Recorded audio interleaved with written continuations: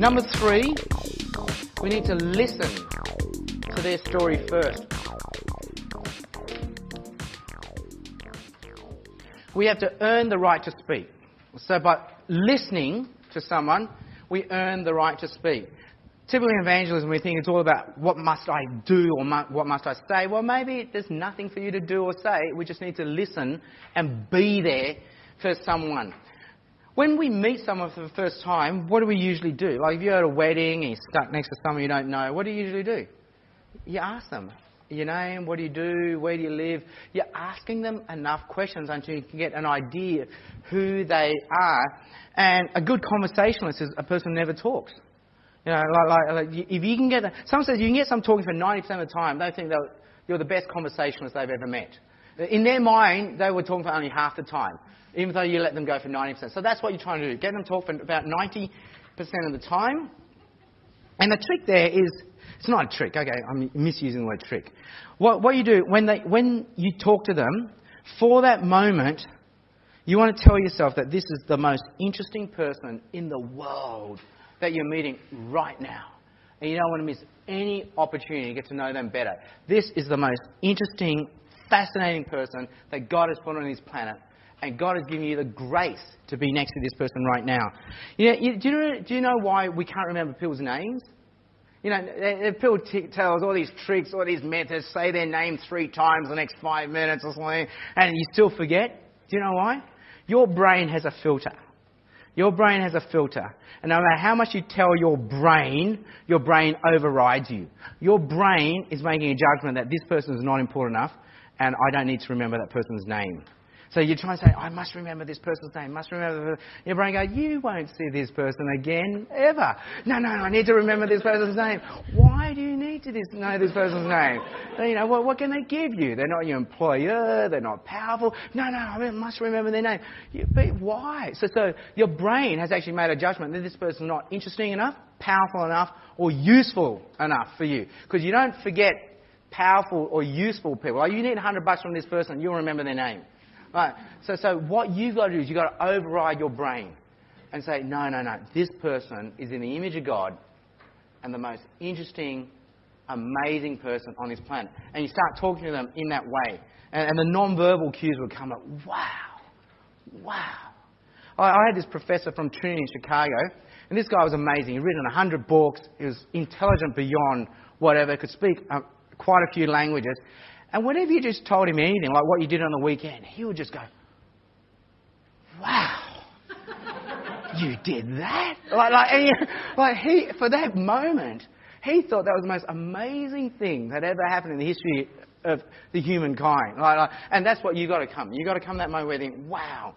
Now, why do we do this? Missionaries, when they go to an unreached people group, people who have never heard about Jesus, they have this simple sequence that they're trained to do. And Australia now is what I call a post-reach people group. So we may as well treat it like the missionaries treat the pre-reached, unreached people group.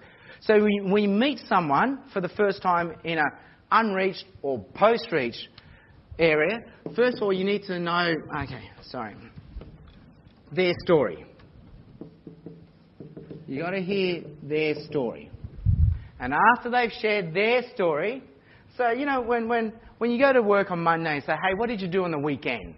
And they share what they did on the weekend. What do they do after that? What did you do on the weekend? The ball is now in your court. So, if you get them to share their story, they're going to now reciprocate and say, well, what is your story? And right now you've got your story, I've got my story. So the third thing then is a Bible story. Something that we can use to critique the 2 previous stories. So their story, your story, Bible story. So you notice their story is point 3, your story is going to be point 4, and Bible story is going to be point 5. So this is what I'm training you through. Their story, your story, Bible story. All right? So when you get to their story, let me explain how this works. You know, there you are at a pub or party, barbecue, someone's backyard, the music going, and then you know they go, what do you do for a living? And I go, I teach at a Bible college. So the music stops. And think about why it has stopped. Because right now you're in public space, aren't you? With that conversation, what I've done, I've taken into private space immediately. Too quickly, because now you're in the world of facts, values and religion, which is private space conversation in the Western world. It's not public space conversation.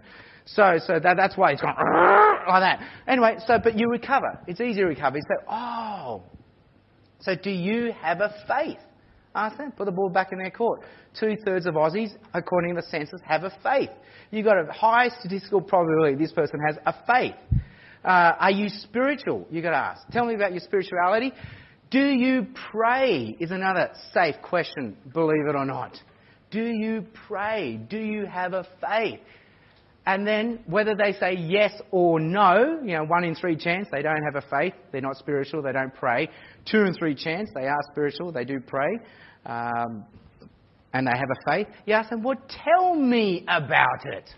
All right? So put the ball back in their court. So I once did this and they said, well, I'm a Buddhist. I go, wow, you're a Buddhist. How does that work? Now just think about it. They don't know how Christianity works, but let's face it, I don't know how Buddhism works either. I've only got a textbook knowledge of it, and each Buddhist is different from the textbook knowledge. So tell me, how did you become a Buddhist? So now she's going to share her testimony with me. And I found out she wasn't always a Buddhist. In fact, she grew up, I think, without a faith, as an atheist. And slowly she wandered into the Buddhist faith. And I'm like, wow, tell me about it. So then I say, and how does it work? How do you pray? How do you worship? What are your dreams? What are your hopes? What are your ambitions? And the longer you can get her talking, because she's giving you permission to stay in private space. That's what she's doing. If she doesn't want to be in private space, she can end it. Just saying, okay, well, she could just say, hey, have you seen any good movies? Blah, blah, blah. Hey, how about that weather today? Whoa, it was hot. So she's, with that, you realise, okay, she's pushed you back into public space. But if she's happy to keep talking, she's saying, hey, I'm giving you permission to stay in private space. And the longer you get her talking about her faith, the more understanding and empathy you'll have for her. And then it'll be reciprocated. If she had 5 minutes on Buddhism, you're going to get 5 minutes on Christianity. If you gave her 15 minutes on Buddhism, she's going to give you 15 minutes on Jesus. All right, so you get her to tell you her story.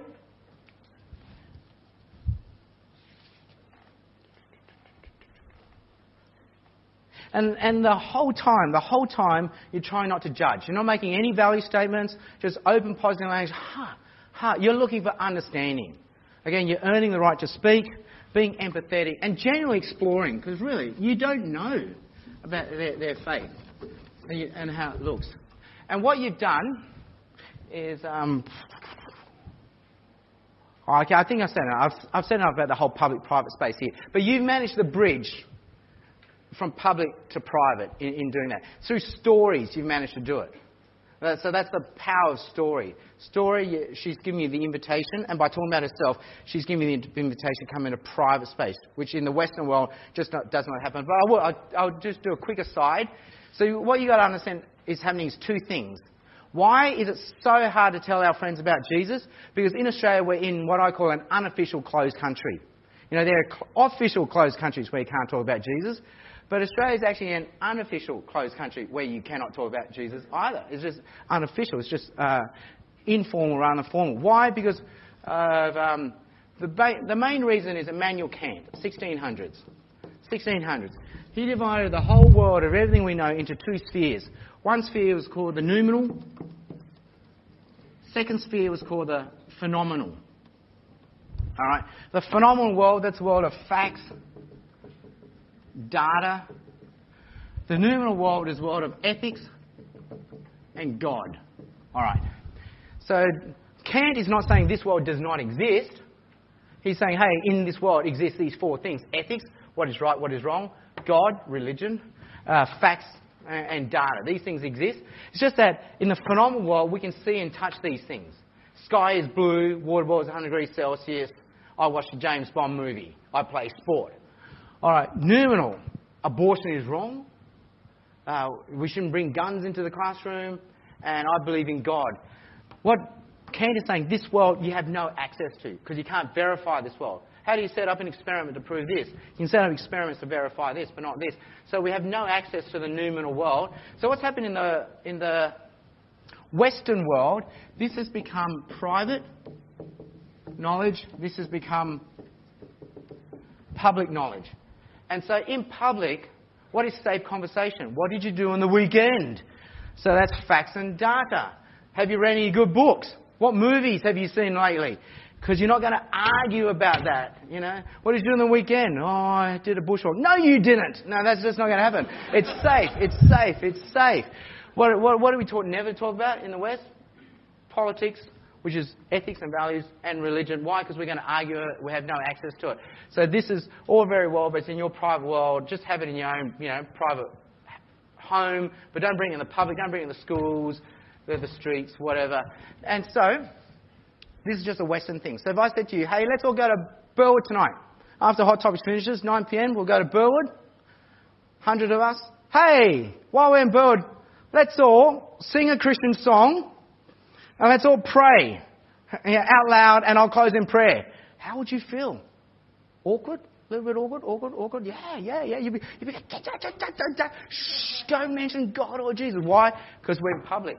You're not meant to mention God or Jesus in public. See, we have an unofficial, closed country. You're not meant to talk about Jesus. Whereas the non-Western person doesn't have that problem.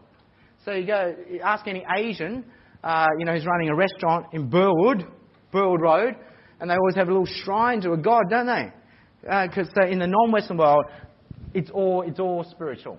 And so you can talk to an Asian or a Middle Eastern taxi driver about God and they don't care. They don't go, whoa, dude, you're violating my public-private divide here. No, it's the whole world. But for your Western friends, you are. And so what I'm showing is through getting them to talk about their story and using the whole front yard, backyard thing, you're slowly trying to woo people into the private realm where you can talk about Jesus. Because in the public realm, it's this unofficial apartheid, unofficial closed country sort of thing.